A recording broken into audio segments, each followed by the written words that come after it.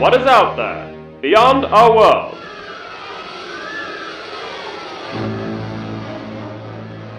Each and every day, we may just be closer to finding out.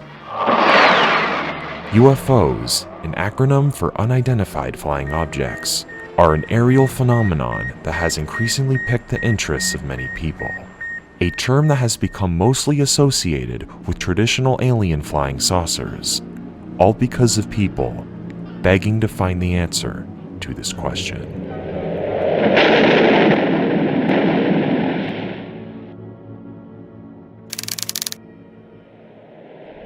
It was May of 1947 in the small town of Roswell, New Mexico, during a terrible thunderstorm, when a large unidentified object fell from the sky, seemingly out of nowhere. Around 3 weeks later, a rancher was driving with his son through their ranch land, which was located about 75 miles from the main part of Roswell, where he came across something literally outlandish in nature. He described it as looking like a large area of bright wreckage made up of rubber strips, tinfoil, and rather rough paper and sticks. He collected the materials and brought them to the sheriff, who was also bewildered at what he saw. After making contact with multiple high officials, a newspaper article was published on July 8th, famously stating that Roswell intelligence has come into the possession of a flying saucer. Although, what followed shortly after left a lot of people scratching their heads. The next day, a new article was published, with the United States government quickly retracting their flying saucer claim, stating that the wreckage was actually from a weather balloon. Why would a weather balloon have alien bodies inside of it, as claimed by the newspaper? For decades, the incident at Roswell was now a story filled with conspiracy, but ultimately won over by skeptics. However, things changed in 1994, when an official statement from the US Air Force admitted that the weather balloon assertion was false. The wreckage was actually a piece of equipment from a previously classified military project known as Project Mogul, which was used to spy on the Soviets, and the bodies that were recovered from the site were simply parachute test dummies. The Air Force claims that a cover-up story was the best way to keep the details of their covert operation from being leaked. You would think that this explanation would put the story to rest, but in fact, it actually raised more questions than before.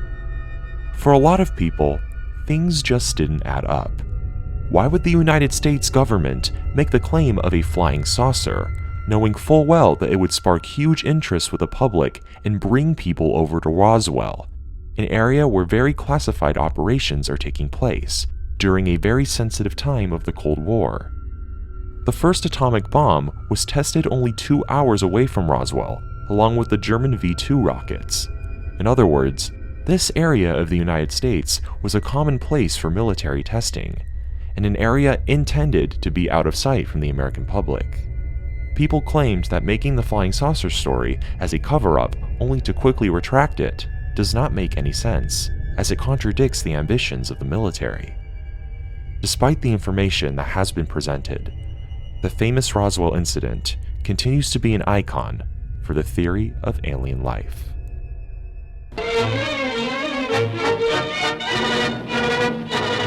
Full speed ahead go the warships of Uncle Sam, with "Remember Pearl Harbor" as their battle cry.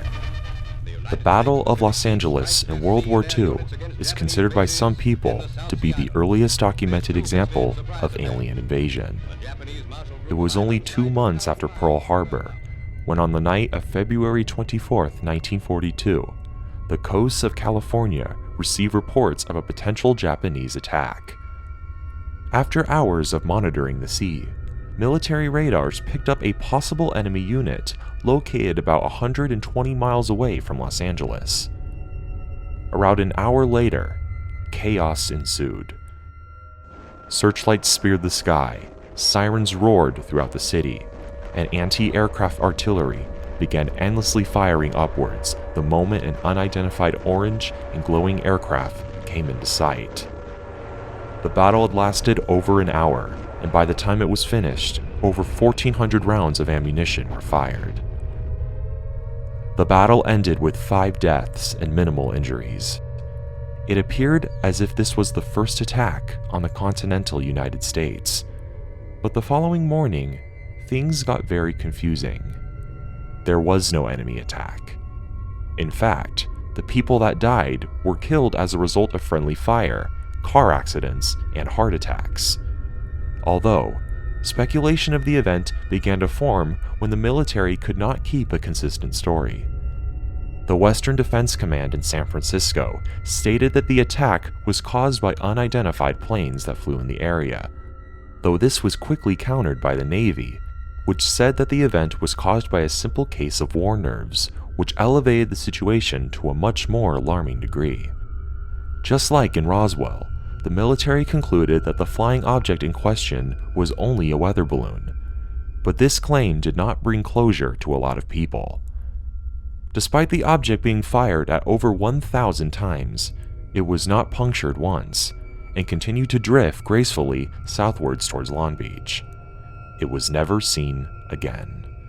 More rumors began to spread when a photo of the event was published in the newspaper just a day after the battle, clearly depicting an alien spacecraft. The Los Angeles Times states that the photo was doctored before publishing, which was a common practice at the time for enhancing black and white images.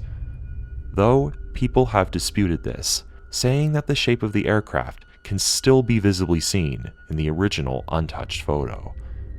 Nonetheless, conflicting information from multiple sources have yet to bring a definitive answer that satisfies the public. Bob Lazar is referred by many people to be the cosmic whistleblower, with his claims essentially being what formed the popularity behind Area 51. Bob claims that he began working at a secret underground military lab known as S4 back in the late 1980s. This lab was located near Papoose Lake, about 80 miles north of Las Vegas, Nevada. In May of 1989, Bob appeared on KLAS TV under the pseudonym Dennis and came forward with his story. He claimed that he was hired to work at S4 to reverse engineer what he believed to be extraterrestrial technology, stating that one of the crafts that he worked on was a reactor that was impossible to touch when activated, and was powered by something known as Element 115. To put things in perspective, Bob was talking about an element in the 1980s that hadn't been discovered until 2003. Bob also made claims that he worked on crafts that could be described as none other than flying saucers. About 2 months before his television interview, Bob started to take his friends out near Papoose Lake, claiming that testing for these extraterrestrial aircrafts were often scheduled for Wednesday nights. He recorded these trips on his video camera, which do in fact show circular lights flying in the sky. Many people have found Bob's claims to be very convincing and feel that his multiple run-ins with the FBI have further elevated his credibility. Although, some are also quite skeptical and have found what they perceive to be inconsistencies. While Element 115 was officially discovered in 2003, it was presumed to have existed back in the 1980s, so Bob talking about this element at the time would not be too much out of the ordinary. People have also claimed that his description of the element prior to its discovery is inaccurate. Element 115 decays in less than a second, making it impossible for use. Although, Bob has stated that isotopes of the element that allow it to be used are possible to make, but we simply just do not have the technology to do so. The samples of Element 115 that he worked with at the lab came directly from the extraterrestrial source. The strange circumstances which surround Bob Lazar make him, to many people, the most credible source when it comes to contact with alien life. Well, if there's look at that thing. It's rotating.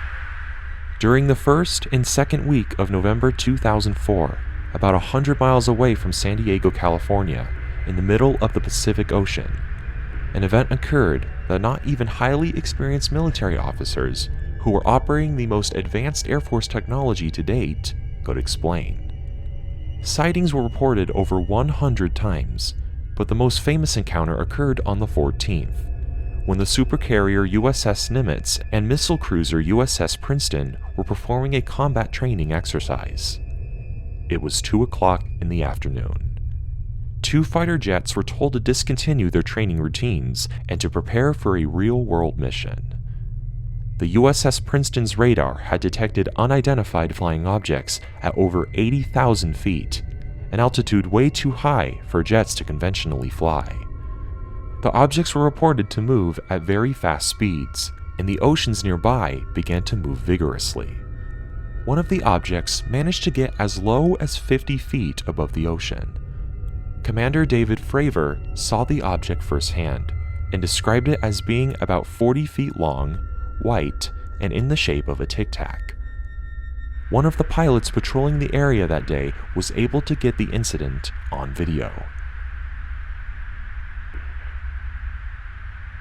The actual story of the incident itself was not made public until December of 2017, when the infrared footage was released. In September of 2019, the United States Navy officially acknowledged that the recording captured what is considered real unidentified phenomena.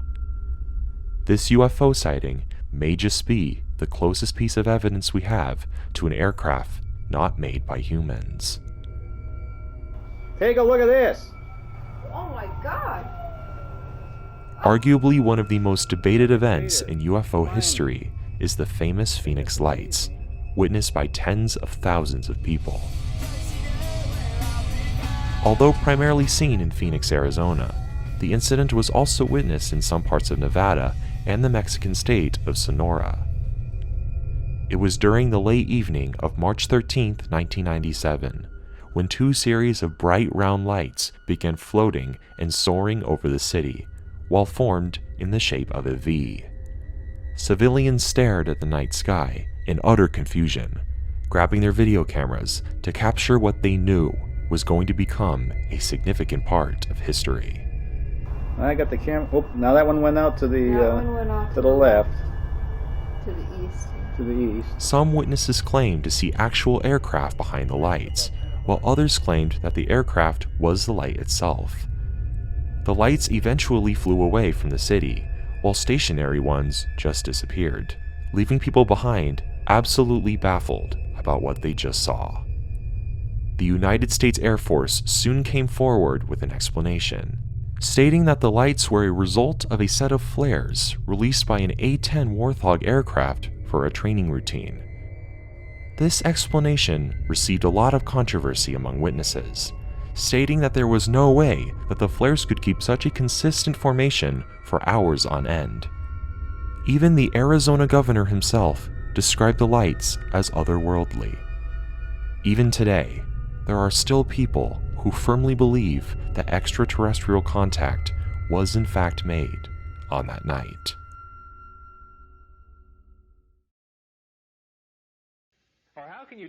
Thank you so much for watching.